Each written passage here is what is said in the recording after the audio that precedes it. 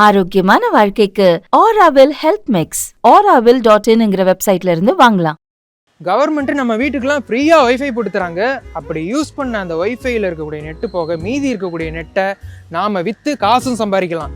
அதுவும் இல்லாமல் இன்னொரு பக்கம் மொபைல் யூஸ் பண்ணுறோம், மொபைலுக்கு அதிகமான காசு கொடுத்து நெட் பேக் போடுறோம். இந்த திட்டத்தில் ₹1 1 GB, ₹100 அன்லிமிட்டட் நெட் பேக் போட்டுக்கலாம், ஸ்பீடாகவும் யூஸ் பண்ணிக்கலாம் அப்படின்னு ரீசெண்டாக நிறைய பேர் வீடியோ போட்டுட்ருக்காங்க. இப்படி ஒரு கவர்மெண்ட் திட்டம் இருக்கா? ஏன்னா நம்ம எல்லா கவர்மெண்ட் ஸ்கீமை பற்றியும் பேசுகிறோம். இப்படி ஒரு திட்டம் இருக்குது அப்படின்னா இதை பற்றி நம்ம பேசி தானே ஆகணும். ஸோ இந்த வீடியோவில் இந்த ஃப்ரீ வைஃபை ஃப்ரீ தானா, இதை எப்படி யூஸ் பண்ணுறது அப்படிங்கிற டீட்டெயில் எல்லாமே பார்த்துடலாம் வாங்க. இப்படி ஒரு வைஃபை திட்டம் இருக்கிறது உண்மைதாங்க. இதை பற்றி சென்ட்ரல் கவர்மெண்ட்டோட வெப்சைட்லேயே எவ்வளோ நெட் பேக்கு எவ்வளோக்கு கொடுக்குறோம் அப்படிங்கிற ஒரு டேரிஃபே கொடுத்துருக்காங்க. இப்போ ₹10 அன்லிமிட்டட் பேக்கு ஒரு நாளைக்கு யூஸ் பண்ணிக்கலாம், ₹20 அன்லிமிட்டட் 3 நாளைக்கு யூஸ் பண்ணிக்கலாம், ₹40 அன்லிமிட்டட் ஒரு வாரத்துக்கு யூஸ் பண்ணிக்கலாம், ₹60 அன்லிமிட்டட் 15 நாளைக்கு யூஸ் பண்ணிக்கலாம், ₹100 அன்லிமிட்டட் ஒரு மாதத்துக்கு யூஸ் பண்ணிக்கலாம் அப்படின்னு சொல்லி டேரிஃபே கொடுத்துருக்காங்க. ஸோ இப்படி கொடுத்துருக்கிறது ஓகே தான். ஏன்னா நம்ம நெட் பேக்லாம் யூஸ் பண்ணுறோம் அப்படின்னா ஒரு ஜிபி ₹22 ப்ரைவேட்டில் வாங்குகிறோம். கம்மியாக இருந்தால் நமக்கு யூஸ்ஃபுல் தான். ஆனால் இதை யூஸ் பண்ணுறதுல இவ்வளோ பெரிய சிக்கல் இருந்தால் எப்படிங்க? எல்லோரும் சொல்கிற மாதிரி இந்த திட்டம் இப்போ ரீசெண்டாக வந்ததுலாம் இல்லைங்க. இது முன்னாடியே வந்துருச்சு. 2016 நான் காலேஜ் படிச்சுட்டு இருந்தேன். நிறுத்து, இப்போ எதுக்கு உன் ஸ்டோரியெலாம் சொல்கிற? இல்லைங்க, என் ஸ்டோரியில் இருந்து தான் இந்த வைஃபை எப்படி வந்தது அப்படிங்கிறதுக்கான ஸ்டோரி இருக்குது. 2016 காலேஜ் படிச்சுட்டு இருந்தேன். நான் ட்ரெயின் ஸ்டூடெண்ட்டு, ட்ரெயினில் தான் போயிட்டு வருவேன். ரயில்வே ஜங்ஷன், திருச்சி ரயில்வே ஜங்ஷனில் ஃபஸ்ட்டு சென்ட்ரல் கவர்மெண்ட் எல்லாருக்கும் ஃப்ரீயாக வைஃபை கொடுக்கணும் அப்படின்னு சொல்லி அந்த ஸ்டேஷனில் கொண்டு வந்தாங்க. அப்போல்லாம் நாங்கள் மொபைல் எடுத்துகிட்டு போவோம். அந்த ஜங்ஷனில் வைஃபை லிங்க் பண்ணிக்குவோம். எப்படி அப்படின்னா மொபைல் நம்பர் கொடுத்தோம் அப்படின்னா அதுக்கு ஒரு ஓடிபி வரும். அந்த பாஸ்வேர்டை போட்டு நாங்கள் யூஸ் பண்ணிட்டு இருந்தோம். அப்போல்லாம் அன்லிமிட்டட் எவ்வளோ நெட் வேணுமா யூஸ் பண்ணிக்கலாம் அப்படிங்கிறது ஒரு முறை இருந்தது. இந்த சிஸ்டத்தை அந்த ரயில்வே ஸ்டேஷன்லேருந்து ஒவ்வொரு கிராமத்துக்கும் கொண்டு போகணும், ஃப்ரீயாக வைஃபை கொடுக்கணும் அப்படின்னு கவர்மெண்ட் நினச்சாங்க. ஆனால் அந்த மாதிரி ஃப்ரீ ஒய்ஃபை கொடுக்கறதுல ஒரு பிரச்சனை இருந்தது. என்ன அப்படின்னா ஆரம்பத்தில் அந்த ரயில்வே ஜங்ஷன்லேயே அன்லிமிட்டட் பேக் கிடச்சிக்கிட்டே இருந்தது. போக போக நிறைய பேர் யூஸ் பண்ண அந்த இது ஸ்லோவானுச்சு. ஃபஸ்ட்டு அரை மணி நேரம் மட்டும்தான் ஸ்பீடாக இருந்தது. அதுக்கப்புறம் அது கிடைக்கவே இல்லை. ஸோ அந்த மாதிரி ஃபெயிலியர் சிஸ்டமும் இருந்தது. சரி, இதை என்ன பண்ணலாம் அப்படிங்கும்போது இப்போ நெட்வொர்க் எல்லாருக்கும் தேவைப்படுது. இன்னொரு பக்கம் பார்த்தோம்னா வைஃபை நிறைய பேர் யூஸ் பண்ணிகிட்டு இருக்காங்க. இப்போ வைஃபைலாம் ரீசார்ஜ் பண்ணுறோம் அப்படின்னா 1000 GB ரீசார்ஜ் பண்ணுறோம்னா 500 GB யூஸ் பண்ணுறாங்க. மீதி இருக்கக்கூடிய 500 GB வேஸ்ட்டாக தான் போகுது. அதே மாதிரியே இப்போ வேஸ்ட் ஆகுது இல்லையா வைஃபை போட்டவங்களுக்கு, அவங்க ஏதோ அது மூலமாக கொஞ்சம் வருமானம்னாச்சும் பார்க்க முடியுமா அப்படின்னு சொல்லி கவர்மெண்ட் யோசிச்சாங்க. அதுக்காக தான் ஒரு திட்டம் கொண்டு வந்தாங்க. இப்படி வேஸ்ட்டாக போகிற நெட் எல்லாமே அவங்க வருமானமாக ஏதாவது மாற்றிக்கலாம், அதே மாதிரி நிறைய பேருக்கு நெட்டு கிடைச்ச மாதிரியும் இருக்கும் அப்படின்னு யோசிச்சாலுமே அதில் ஒரு ஃபெயிலியர் இருக்குது. என்ன அப்படின்னா இப்போ என் வீட்டில் வைஃபை யூஸ் பண்ணுறேன், நான் மீதி ஆகிறத யாருக்காச்சும் கொடுக்கணும்னு நினைக்கிறேன். நிறைய பேர் யூஸ் பண்ணுறாங்க, அவங்களுக்குலாம் பாஸ்வேர்டு சொல்லுவேன். அவங்க யூஸ் பண்ணும்போது நான் யூஸ் பண்ணுற அந்த ஸ்பீடு குறையும் இல்லையா? இப்போது இந்த மாதிரி விஷயத்தெல்லாம் சரி பண்ணணும் அப்படிங்கிறதுக்காக தான் 2019 PM வாணி அப்படிங்கிற ஒரு ஸ்கீமை கொண்டு வந்தாங்க. இது எப்படி செயல்படுதுன்னா, நம்ம முன்னெல்லாம் PCO பூத் அப்படின்னு சொல்லி ஒன்று பார்த்துருப்போம். உள்ளே போயிட்டு ₹1 காயின் போட்டு நம்ம ஃபோன் பேசிக்கலாம் அப்படின்னு சொல்லி. அதே மாதிரியே தான் இப்போ நமக்கு நெட்வொர்க் தேவைப்படுது. வைஃபை வச்சுருக்கவங்க ஏரியாவில் போயிட்டு நம்ம அந்த நெட் பேக்கை யூஸ் பண்ணிக்கலாம் அமௌண்ட்டை பே பண்ணி. இந்த சிஸ்டத்தை பில்ட் பண்ணாங்க. எப்படி அப்படின்னா, இப்போ நான் வைஃபை வச்சுருக்கேன், நான் ஒரு PDO, அதாவது பப்ளிக் டேட்டா ஆஃபீஸ் அப்படின்னு சொல்லி என் இடத்த சொல்கிறாங்க. இப்போது நான் PDOவாக இருக்கேன் அப்படின்னா என் இடத்துக்கு மக்கள் எல்லாமே வைஃபை யூஸ் பண்ணணும். இப்போ யூஸ் பண்ணணும் அப்படின்னா நான் பாஸ்வேர்டும் ஷேர் பண்ணக்கூடாது, அதே மாதிரி என் நெட் ஸ்பீடும் குறையக்கூடாது. இதுக்கு தான் தேர்ட் பார்ட்டியே ஒருத்தவங்களை கொண்டு வந்தாங்க, PDOA அப்படின்னு சொல்லி. இப்போ ஒரு ஏரியாவில் 4-5 PDO இருக்காங்க. இப்போ இவங்க எல்லாத்தையுமே மேனேஜ் பண்ணுறது இந்த PDOA அப்படிங்கிறவங்க தான்.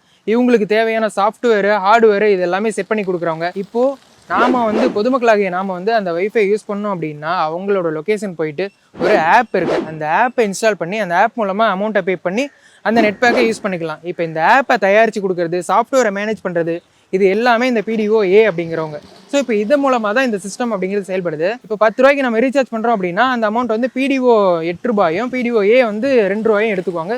இப்படி இந்த சிஸ்டம் பில்ட் ஆகுது. ஆனால் இங்கே ஒரு பிரச்சனை இருக்குது. என்ன அப்படின்னா, இப்போ ரீசெண்டாக ட்ரெண்ட் ஆகிட்டு இருக்க வீடியோவில் என்ன அப்படின்னா, ஃப்ரீயாகவே உங்கள் வீட்டுக்குலாம் கவர்மெண்ட் திட்டத்தில் வைஃபை போட்டு தராங்க அப்படின்னு சொல்லி சொல்கிறாங்க. அப்படிலாம் கிடையாது. இந்த திட்டத்தில் பயனடையணும் அப்படின்னா நம்ம வீட்டில் ஒரு வைஃபை கனெக்ஷன் இருக்கணும், அதுக்கு மாதம் நம்ம ரீசார்ஜ் பண்ணிடணும்.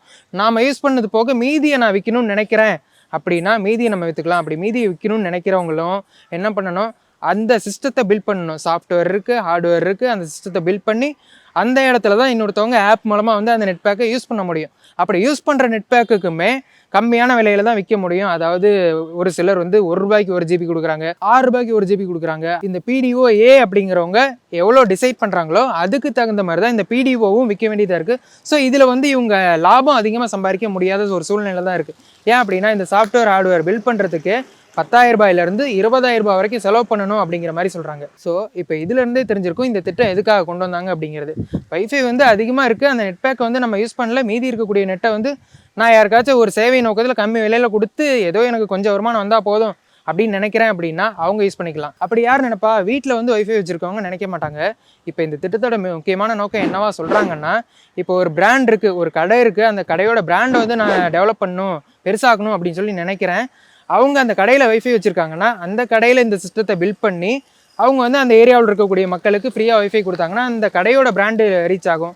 அதே மாதிரி இப்போ ஒரு பொலிட்டிக்கல் பார்ட்டியில் இருக்கக்கூடிய ஒரு கவுன்சிலர் என்ன பண்ணுறாரு, அவரோட ஏரியாவுக்கு எல்லாமே நான் ஃப்ரீயாக வைஃபை போட்டு தரேன் இந்த திட்டத்து மூலமாக அப்படின்னு சொல்லி சொல்கிறாராம். அதே போலவே இப்போ பொது இடங்களில் இப்போ பப்ளிக் பிளேஸ் இருக்கு இல்லையா, டூரிஸ்ட் பிளேஸ், மீனாட்சி அம்மன் கோயிலில் கூட இந்த ப்ராஜெக்டை கொண்டு வரதுக்கான நடவடிக்கைலாம் இருக்காங்க. இந்த மாதிரி பிஸ்னஸ் மோட்டிவ்லையும் சேவை நோக்கத்திலையும் பண்ணக்கூடியவங்களுக்கு இந்த திட்டம் முக்கியமானதாக இருக்கே ஒழிய வீட்டில் வைஃபை வச்சு அதை விற்று நான் காசு சம்பாதிக்கணும் அப்படின்னு நினைக்கிறவங்களுக்கு இது வந்து இன்வெஸ்ட்மெண்ட்டே அதிகமாக தான் இருக்கும், அதுக்கான ரிட்டர்ன் கிடைக்கிறது கம்மி தான். அது மட்டும் இல்லாமல் இந்த திட்டம் ஒரு ஃபெயிலியர் மாடல் தான். இது ஃபெயிலியர் ஆனதுக்கு முக்கியமான காரணம் என்ன அப்படின்னா, 2019 இந்த திட்டத்தை கொண்டு வந்தாங்க. அப்போ வந்து 4G வந்து பூம் ஆனிச்சு, ஜியோ சிம்லாம் அதிகமாக வர ஆரம்பிச்சது. ஸோ அவங்க வந்து நெட் பேக்கு நாங்கள் ஃப்ரீயாகவே தரோம் அப்படின்லாம் சொன்னாங்க. அப்போ ஸ்டார்டிங்கில் ஃப்ரீயாக கொடுத்தாங்க, எல்லோரும் வாங்கி யூஸ் பண்ணதுக்கப்புறமா ஏர்டெல்லும் ஜியோவும் போட்டி போட்டுக்கிட்டு நெட் பேக் இன்றைக்கி ரேட் அதிகமாக தான் வச்சுருக்காங்க. ஆனால் இந்த திட்டம் ஃபெயிலியர் ஆயிடுச்சு அப்படிங்கிறத உண்மை. ஏன் அப்படின்னா, இப்போ வீட்டில் நான் வைஃபை வச்சுருக்கேன்னா நான் வந்து இன்னொருவங்களுக்கு கொடுக்குறேன் விற்கிறேன்னு நினச்சாலுமே அதுக்கு ஒரு சிஸ்டத்தை பில்ட் பண்ண வேண்டியது இருக்குது, அதுக்கு செலவு பண்ண வேண்டியது இருக்குது. அந்த செலவு பண்ணுறதுக்கு யோசிச்சு இந்த திட்டத்தை நான் கையில் எடுக்காமல் விட்டுருவேன். அந்த மாதிரி தான் நிறைய பேர் பிடிஓவும் மாறினாங்க. ஆனால் அப்படி மாறியும் அதில் லாபம் பெருசாக வரல, இதுக்கு நம்ம இன்வெஸ்ட்மெண்ட்டே அதிகமாக கொடுக்க வேண்டியதாக இருக்குது அப்படின்னு சொல்லி நம்மளுடைய செலவு தான் அதிகமாக இருக்குன்னு சொல்லி இந்த பிடிஓலாம் வேணாம், நான் வந்து என் வைஃபை நானே வச்சுக்கிறேன் அப்படிங்கிற ஒரு முடிவுக்கும் வந்துட்டாங்க. ஸோ இந்த சிஸ்டம் ஃபெயிலியர் ஆனதுக்கான காரணமும் இதுதான். அதனால் எல்லாரும் சொல்லிகிட்டு இருக்க மாதிரி எல்லார் வீட்டுக்கும் ஃப்ரீயாலாம் கவர்மெண்ட் வைஃபை போட்டு தரல. வைஃபை கனெக்ஷன் நம்ம வாங்கணும், அதுக்கு ரீசார்ஜ் பண்ணணும். கவர்மெண்ட் வந்து அந்த சிஸ்டத்தை பில்ட் பண்ணி தராங்க. அந்த சிஸ்டத்தை பில்ட் பண்ணுறதுக்கும் பிடிஓஏ அப்படிங்கிற வச்சுட்டாங்க. அவங்களுக்கு நாம் சம் அமௌண்ட்டு இன்வெஸ்ட் பண்ணி தான் ஆகணும் அப்படிங்கிறது நிதர்சனம். ஸோ ஃப்ரீயாலாம் யாரும் போட்டு தரல, அப்படி போட்டு தரேன்னு சொல்லி உங்களை ஸ்கேம் பண்ணுறதுக்கும் வாய்ப்பு இருக்குது. ஸோ அதெல்லாம் நம்பாதீங்க. இப்போவும் இந்த பிஎம் வாணி அப்படிங்கிற சென்ட்ரல் கவர்மெண்ட் திட்டம் நடைமுறையில் தான் இருக்குது, ஆனால் பெரிய அளவில் செயல்பாட்டில் இல்லை. அதுக்கான காரணம் என்ன அப்படிங்கிறதும் உங்களுக்கு புரிஞ்சிருக்கும். இதுதான் இந்த ஸ்கீமை பற்றி நாங்கள் உங்களுக்கு தெரியப்படுத்தணும்னு நினச்சது. அதே மாதிரி இந்த ஸ்கீமில் நீங்கள் வந்து வீட்டில் வைஃபை வச்சுருந்து அந்த வைஃபையை இந்த திட்டத்துக்கு கீழே கொண்டு வந்து எல்லாருக்கும் சேவ் பண்ணணும்னு நினச்சிருக்கீங்க. ஆனால் இந்த இன்வெஸ்ட்மெண்ட்னால அந்த திட்டத்தை அப்படியே கைவிட்டுட்டேன் அப்படின்னாலுமே அதை கமெண்ட்டில் சொல்லுங்கள். அதே மாதிரியே வேறு ஏதாவது சென்ட்ரல் கவர்மெண்ட் திட்டத்தை பற்றி நாங்கள் உங்களுக்கு சொல்லணும்னு நினச்சிங்கனாலும் அதையும் கமெண்ட்டில் சொல்லுங்கள். தேங்க்யூ. உனக்கே தெரியாத உண்மையை சொல்கிறேன், நல்லா கேட்டுக்க.